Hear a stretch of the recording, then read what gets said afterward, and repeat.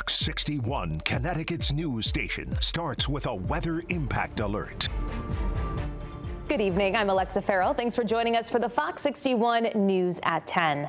We're going to get you the latest on our weather impact alert. Meteorologist Ryan Breton is here, and he has a look at our forecast. Ryan, what do we need to know? Well, we actually have some storms out there now, Alexa. They are not really related to what will come tomorrow, but wanted to let you know it is pouring in parts of western Connecticut, unfortunately, in some of the same places that were hit pretty hard last Sunday. Oxford just beginning to get into this downpour. Southbury, Waterbury, Woodbury, all into this rain as well. Middlebury underneath the downpour at this point. These storms are moving, but they may drop up to an inch, perhaps an inch and a half of rain as they come through over the next couple of hours. But you see, that's really it. And then we do have some drier weather, but some more storms to the north. And I think we'll have pop-up showers and thunderstorms coming up tomorrow. The time frame for this weather impact alert, noon to 8 o'clock tomorrow evening. The main impact tomorrow will be a little bit different than what we saw last weekend. I actually think hail may be a bigger issue, strong gusty winds and downpours. These storms should be moving, though, so the flood risk tomorrow is relatively low. You'll need to have a way to get indoors if you do have any outdoor plans tomorrow, as these storms may pop up. We'll show you a quick look at the hour-by-hour timeline. 6 in the morning, there could be a lingering shower, but it should be sunny for a while, midday tomorrow. And then past noon or 1 o'clock, we start to get some storms firing up, but it looks like the brunt of the action comes through right around 5 or 6 o'clock tomorrow evening, and some of those storms may be severe. I'll be back with much more on this and another alert later this week, too, coming up. Alexa? All right, Ryan, thank you. Now, you can get the weather, stay up to date with it on the free Fox 61 News app that's available through Google Play and the App Store. Tomorrow, Governor Ned Lamont will be making a big announcement related to the catastrophic floods that hit so many towns and cities in western and southwestern Connecticut 1 week ago today. The governor's office says he will release an undisclosed amount of state funding to support small, locally owned businesses devastated by the record rainfall and floods. We're told this money will be separate from federal funding that businesses could be eligible to receive.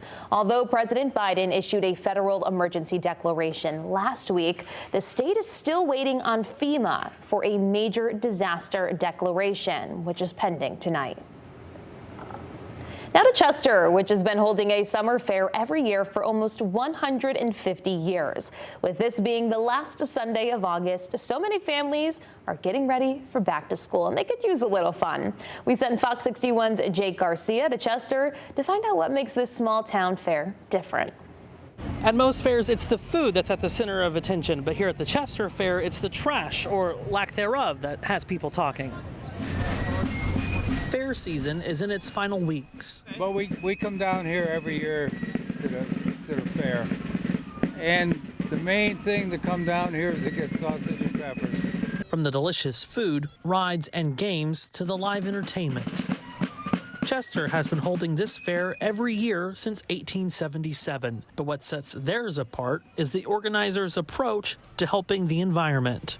Kim Price is on the board of directors and says they hope to inspire more fairs to take this zero waste initiative. Chester is one of only 2 fairs in the country giving Mother Nature a helping hand. It was a bit of a learning curve, but it came up with a series of practices that have done a good job. We did 47% reduction the first year and 59% last year. Numbers from this year won't be known for a few more weeks, but despite being a small town fair, it's had a major impact on the environment. Since starting the approach, the fair has composted nearly 5,000 pounds of waste. Price says while this is a priority for the fair, it takes everyone to make it a success. We need the cooperation of our vendors.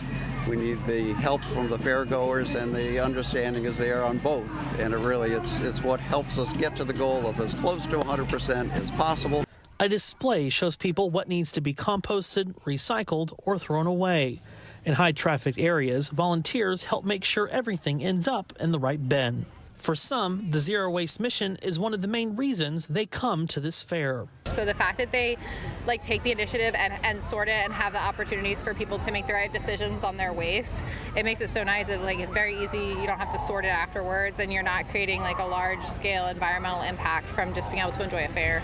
The fair partners with Blue Earth Composting that helps make this a reality.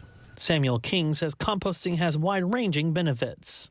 If you want to do something good for the environment, the local economy, and maybe also for your local garden, this is the way to go.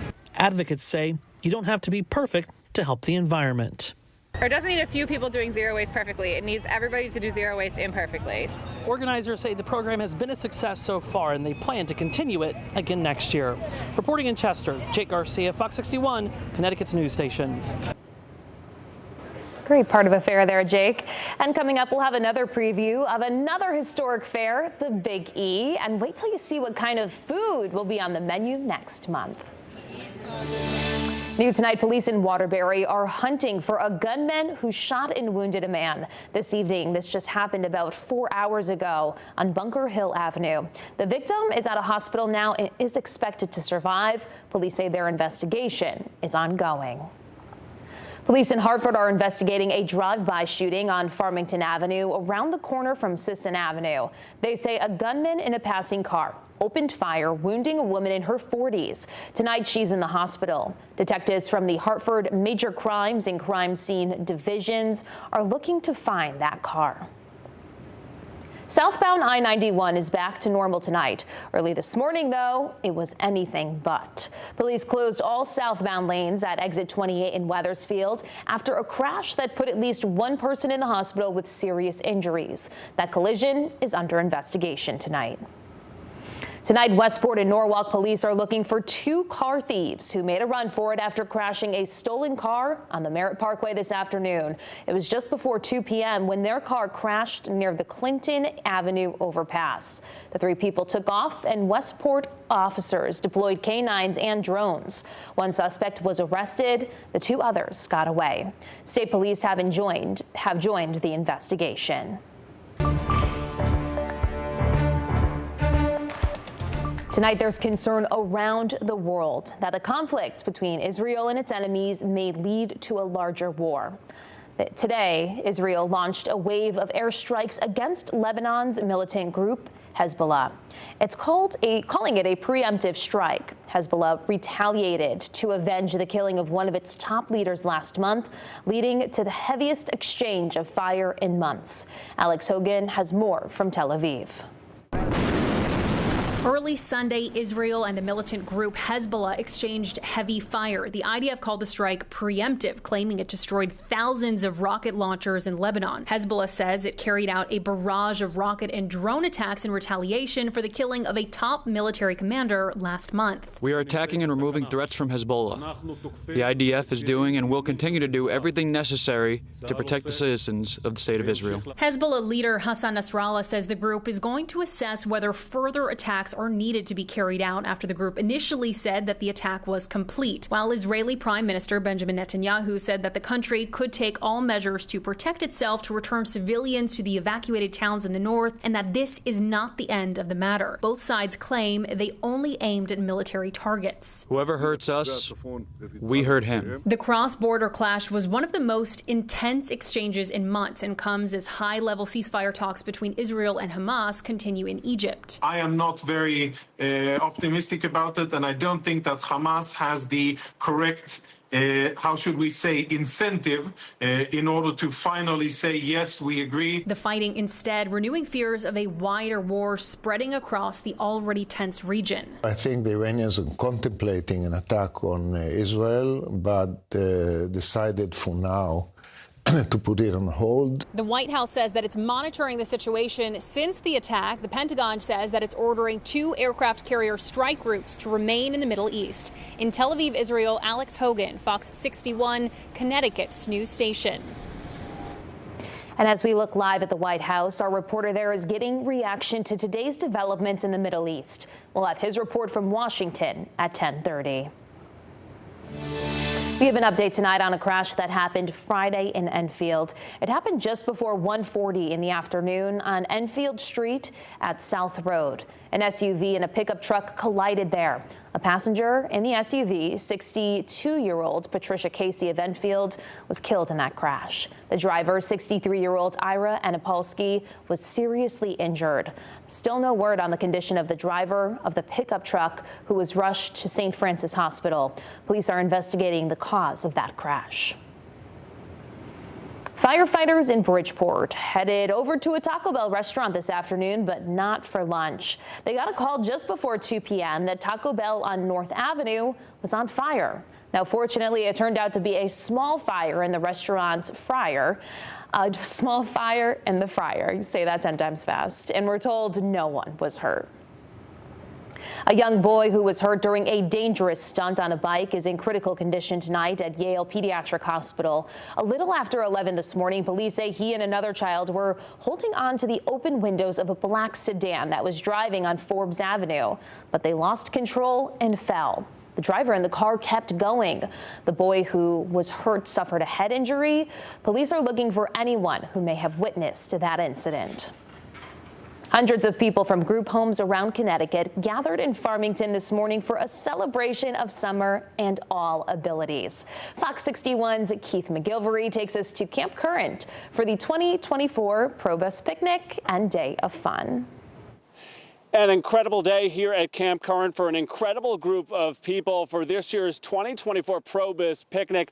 Hundreds of individuals of all abilities from group homes across our state coming together for this huge celebration. Charlie, with Probus, what does a day like today mean for our community and the young folks you serve? It's just a day of joy, and it's a day to celebrate folks of all abilities.